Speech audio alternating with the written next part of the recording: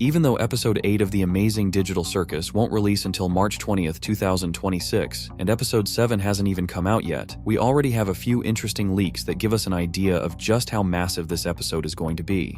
First off, we should remember a few posts from Gooseworks, and in one of them, the creator of the show directly said that Episode 7 turned out to be so massive that they had to split it into 2 parts.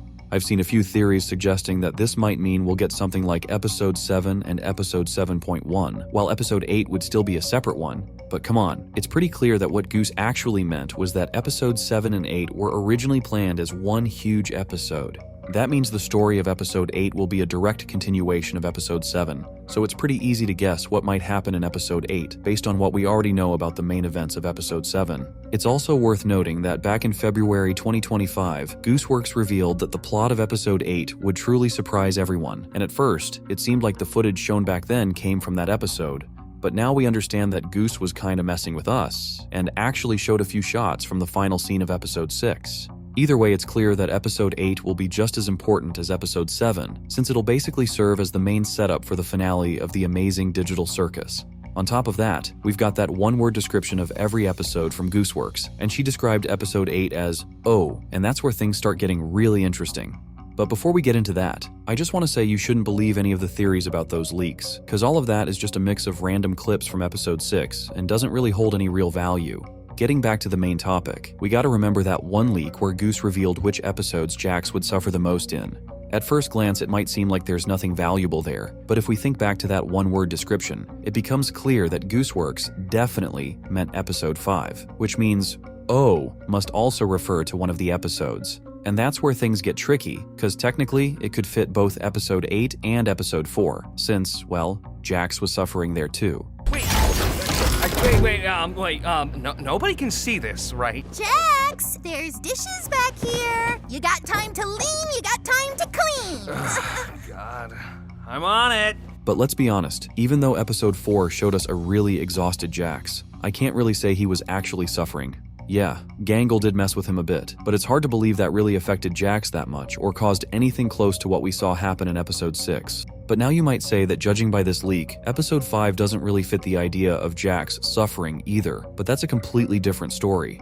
We actually know about the rabbit's main struggle, and Episode 5 brought that topic back again. So it's pretty safe to assume that Episode 8 will become the peak of that storyline, and as a result, we'll see Jax truly suffering. It's quite possible that Episode 7 will revolve around Jax's depression, while Episode 8 will finally uncover all his past trauma and show us the real pain he's been carrying all along. In that case, Episode 8 will be a key moment for his character, revealing the full truth about what actually happened long before the pilot of The Amazing Digital Circus, and that's exactly what we're going to dive into right now. Our problem is that most of the time we see Jax after all the events have already happened, but there was a short period when Jax didn't yet know about Kaufmo's so-called death and was still that same fun guy he always describes himself as. As time goes on, we just end up falling into our archetypes, become part of the machine. What's your archetype then? The villain? Listen, I add a key dynamic. I see how far I can push things. I screw with people, and I break the fourth wall. You wanna know why? It's 'cause it's funny. I do everything 'cause it's funny. 'Cause I'm the funny one. In that case, we realize that Jax was already like this even before Pomni showed up, and I'm sure his so-called archetype fully formed right after the terrible events that happened with Ribbit, and all of this is directly tied to what we see in one of the final scenes of Episode 6. And now that we understand the connection between Jax's mental state and his outlook on life in the digital circus, with the deaths of characters who were close to him, we can move on to the next part of the video where you'll find out what happened to Ribbit, why Jax is directly guilty of it, and how it's going to affect him in the upcoming episodes. First off, it's important to point out that Jax was already in the digital circus before Ribbit showed up, and most likely had witnessed other characters being abstracted. Because of that, he developed his defense mechanism that we see in literally every episode. What Ribbit was like back then, we don't know, but judging by Pomni, we can assume he was a pretty good character, and that's where things get really interesting. Let's start by remembering that short dialogue scene between Regatha and Jax. Howdy, howdy. I know exactly what you're doing with Pomni, and it'll never work. Huh? You know, getting close with Pomni to corrupt her. Wait, no, wait! Oh, wow, I didn't actually think that'd work.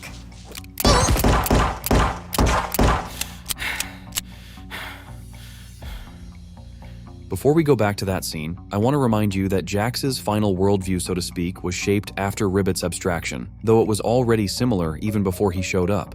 In this scene, Regatha makes it very clear that she knows what's going to happen to Pomni if she keeps hanging around Jax. And that's the first thing we should pay attention to, because right after those words we saw pure animal rage from Jax. I already told you this is insanely weird, and the only other time we saw that exact expression on his face was in that very scene from episode 5 where Regatha mentioned Ribbit. So we understand that Jax fully realized why Regatha said that, and if we see emotions like that, it means this guy definitely has something to hide, and he's fully aware that in his best friend's death, there's absolutely some guilt on his part. I assume Ribbit was originally a kind character, and at the moment when he was, so to speak, a newbie in the digital circus, it's pretty likely that Jax had similar talks with him to the one we saw in the dorm hallway. You know none of this is real, right? Oh, what do you mean? Like the circus? The game today is literally to shoot each other. So what's the point in taking this moral high ground? Well, they're my friends. I don't really want to hurt them. All right, let me be real here. Why do you care about that? About not hurting my friends? Look, I know what it's like. One day you're somebody in the real world doing important things, and then the next you're just a weird little cartoon jester. Now let's remember what Jax said about archetypes, and it's pretty likely that after talking with him, Ribbit came up with a role for himself and played it. But the whole problem is that character behavior isn't really about archetypes, it's more about their conscious behavior that was carried over from the real world, and based on that, their characters were created. The clearest example is Gangle, who most likely suffered from bipolar disorder, and that's exactly why she has multiple masks that change her mood. If we look at the fun-loving Jax, who's playing the role of the cheerful guy, because if we remember that very scene, it becomes obvious that Jax is pretending most of the time, and right here we see the consequences of those actions.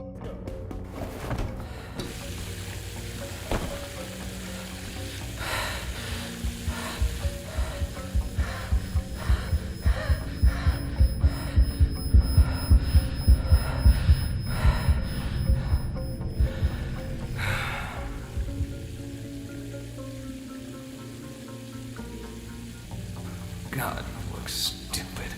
What if after all those talks with Jax, Ribbit also started wearing a mask that went against his true self and over time began to notice that it was slowly destroying him, eventually leading to irreversible consequences?